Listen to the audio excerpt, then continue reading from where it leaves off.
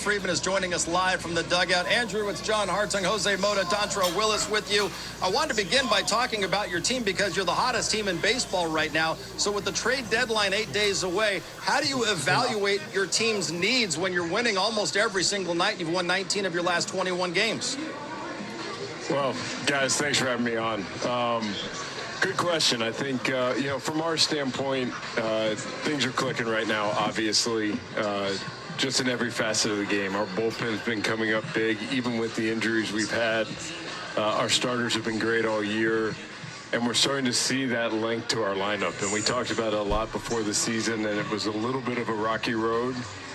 We had some stretches of dominance and other stretches where, driving in some runs was more difficult to come by. But just the talent of this group is pretty obvious, but more than that, it's the way they've come together as a unit, and it's just a different contributing, 2-3 guys each night, which is really fun to watch.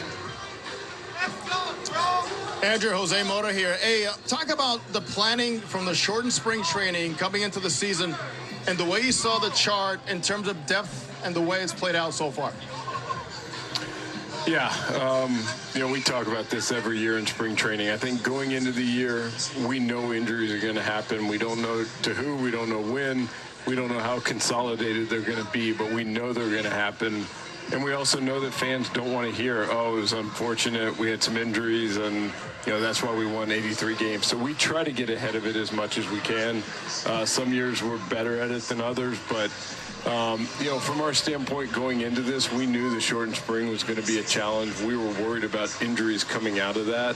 And I think when you look around the game, they were probably even worse than what we feared, early on. And it makes sense. I think when you get to the end of that build-up period, that extra 2 or 3 weeks of building up in spring training as opposed to the adrenaline, the intensity of a major league game. And, Dontrelle, obviously you can speak to it better, but I think it was something that we saw play out in ways that, contributed to kind of the league-wide injuries. But, with that, we've had some guys really step up.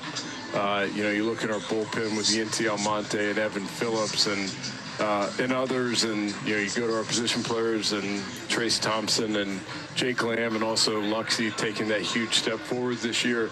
You can kind of go around the different components of our team and point to guys that have really taken a meaningful step forward and been a big part of why we are where we are right now.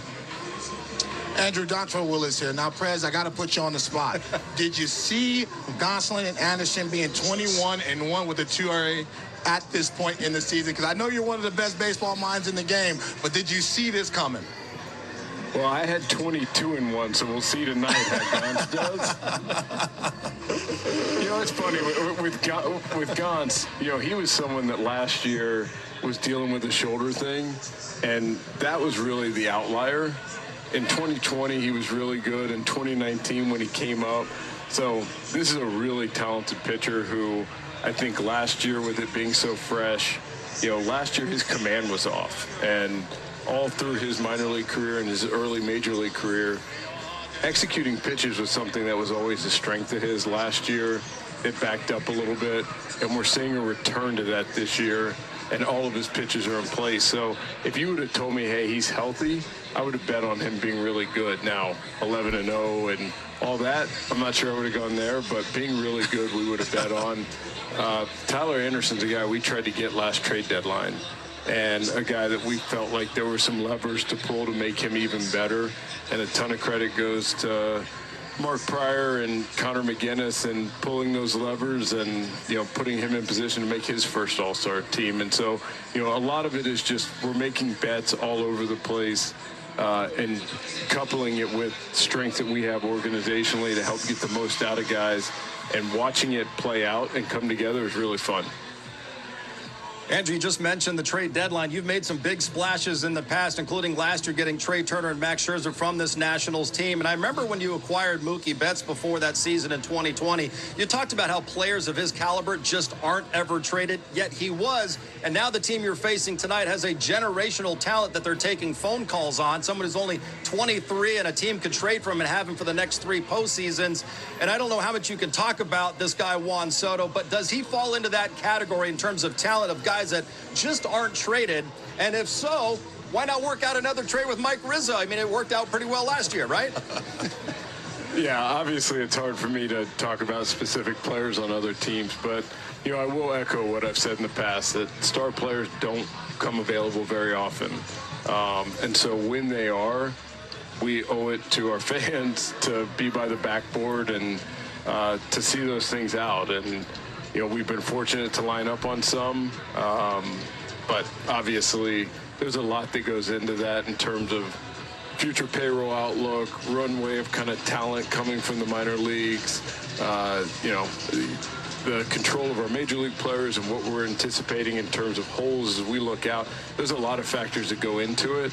But the one thing I know is whenever star level players become available, we'll always have the conversation and dig in and try to make something make sense.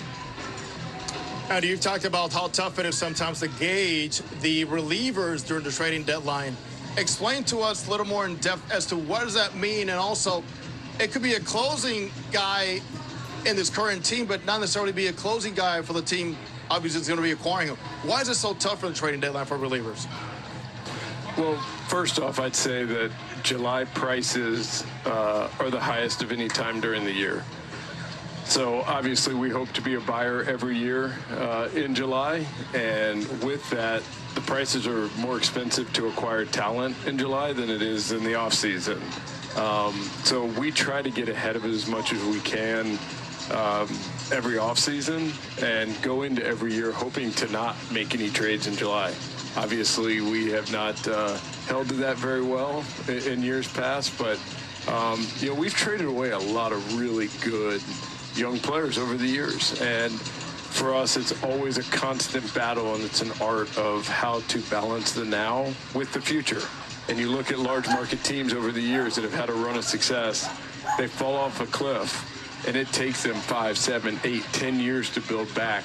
We're doing everything we can to avoid that, and so that's the balance and the art. And I think with relievers,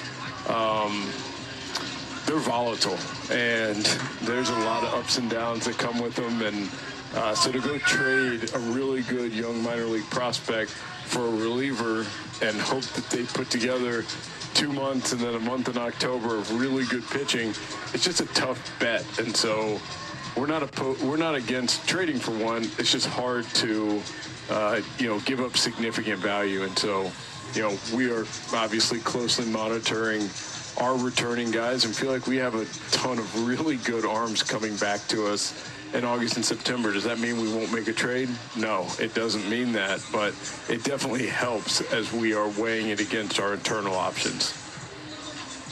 Well, Andrew, thank you so much for taking time to be with us. We know the next 7 or 8 days are going to be very busy for you, so we certainly appreciate you taking time to join us tonight. Thank you.